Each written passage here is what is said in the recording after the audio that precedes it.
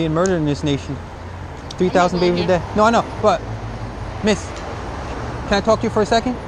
I'm not saying you are, but part of my appeal is for us as a nation, right, to come, because it's a government for the people, by the people, so that we don't have to take something sitting down. If we as a people are in opposition to something that's happening in our nation, right, we as a society come together and to say, this is something wrong. That's why I talk to all people, not just people coming here for abortions, but people who would have a mental, would have a moral aversion to it, yet wouldn't be necessarily proactive. And that's my call, is, to be proactive, things that we love, things that we stand for this nation. It's not enough to just take it sitting back like, well, that's the law. We just go by the law. If there's a law that's unjust, we seek to end it. That's why that first one is about slavery, because we know it was a law, a quote unquote law. There was no law in the Constitution. People manipulated it, and the U.S. and the Supreme Court even went along with it. But you know what? It was wrong and it was abolished. That's why we're saying, a lot of people had the kind of pragmatic approach of that, it's a law, we'll just go with it. So many people, even Christians, I'm a Christian, people stood back and say, it's a law of the land, we'll just sit back and let it happen because it's good for economics, it's good for this reasons. And we said, no, you can't. Human beings are made in the image of God. They have a right, and you cannot do this to human beings. And so I'm not saying there should be a war fought over this. There was a war fought over slavery, but the arguments were the same, that these are not human beings. The same thing is said by the Roe versus Wade. These are not persons. So I don't know your stance on it, but whatever your stance is, if your stance is that this is something horrible in our nation, then we have a obligation and also a right and the power to stand up against it. You know what I mean? And that's why I'm here, because I know that there's no such law in our Constitution that gives us the right to do this. And even if there was, we would seek to abolish it. That's why this is called abolish abortion. Eradicate it, just like slavery. This has no part. Human beings are endowed with freedom through their Creator, through God, who gives all people their value. The Supreme Court can't give value to people. Nobody. The government can't give value to a human being. I don't care if you have cerebral palsy. That's not how you get value. You don't get value by the job you do. You're giving value as a human being because God has said that human beings are created in His image, and as such, their rights cannot be taken away. That's how we have value. We don't have value because of the car we drive. We don't have value because of the job we have. We don't have value because of some accomplishment or how beautiful our clothes are. We have value in the eyes of God because He has made us and He's created us. And that's why to speak out for the unborn, for the children who don't have any chance to speak for, someone else speaks for them. They say, this is not a human being, this is not a person. We speak for them. We make the choice for them. We say, you cannot make the choice for them. And if you just look at this, a lot of people say, it's a woman's body, but I'll just show you this. It's not a woman's body. It's an entirely different body. The baby has a different DNA. The baby has a different blood type, a different heart. It's an entirely different body living inside of a mother's womb. I have 2 daughters. So it's not a woman's body. It's living inside of a woman's body. And she does have rights, but when those rights take away from the life of other people, that's when I think those rights end. It's something to consider. No? I don't agree. But okay. I'm going to agree to disagree. Okay. I mean, it's Read circumstantial. Like, okay. If somebody is raped, you're not a woman. Okay, right. If you've ever been raped or molested. No. It's circumstantial. Okay. And not everybody is a good mother. Right. Not everybody is worthy of being a mother. That's true. So when there are no abortions, who are going to take care of all of those children who don't have parents? Okay. Foster? Like, yeah, it's circumstantial. Okay. It can't be one single thing. If I could just ask you a few questions. So, would you support a law that would abolish all abortion except in the cases of incest and rape? Yeah. You would? Okay. So that we know that 99% of abortions, over 99% of abortions in this nation are from circumstantial, for monetary reasons, for job issues, for just pure convenience. Under 1% are from rape and incest.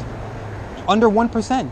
I mean, not everybody's speaking on it though. There's no way for them to know that. Like, not everybody who comes in says, oh, I'm coming here to have an abortion because I was raped. Like, Right.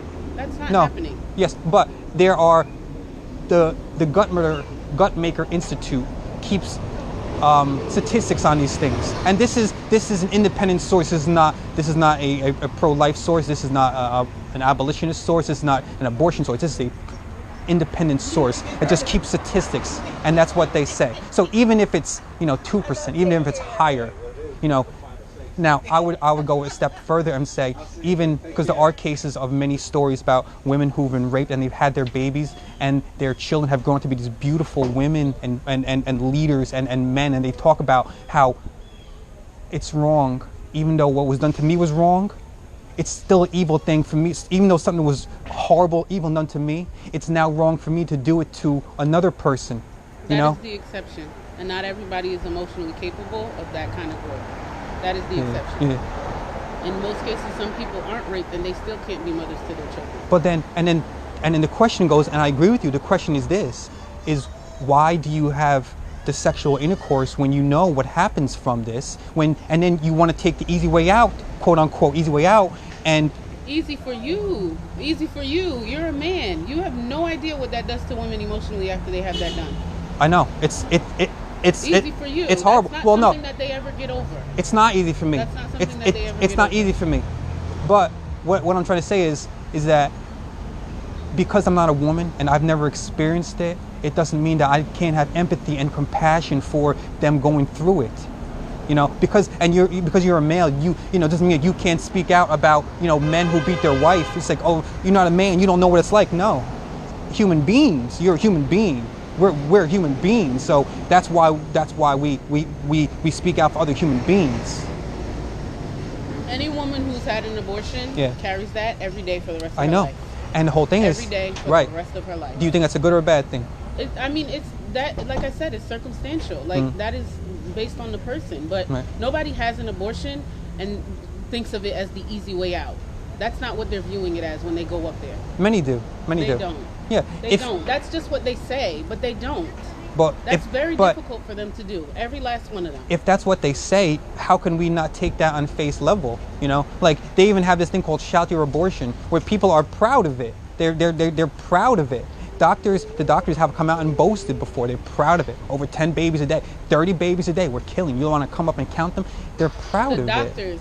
It's not the same as the women who's having the procedure I know. done. Well, but see, to say that, like we've seen this before, where like a woman pays someone else to kill her husband, they say they're both wrong. The woman's wrong, and the contract killer's wrong. They're both wrong. They're both equally wrong, and the law actually upholds that. You know that there are laws in this country that if a woman is murdered who has a baby, remember Lacey Peterson in Arizona? She was pregnant. Guess what? Charged with 2 murders. How can it be that we have a law that recognizes that if a baby is murdered while inside of her mother's womb, that the mother is murdered, they say it's 2 murders. They count it as 2 lives. Like I said, I know a lot of bad mothers. Yeah, so do I. So yeah, and unfortunately, I could never say. Unfortunately, we hear the stories. I know a lot of bad mothers. Yeah, and I would stand against that. Children, and Amen. I know a lot of Amen. people who do not deserve to be mothers. Period. And the system is not set up for children. Well, no matter how much everybody tries to say it is, it's not. But see, adoption is not set up for the child.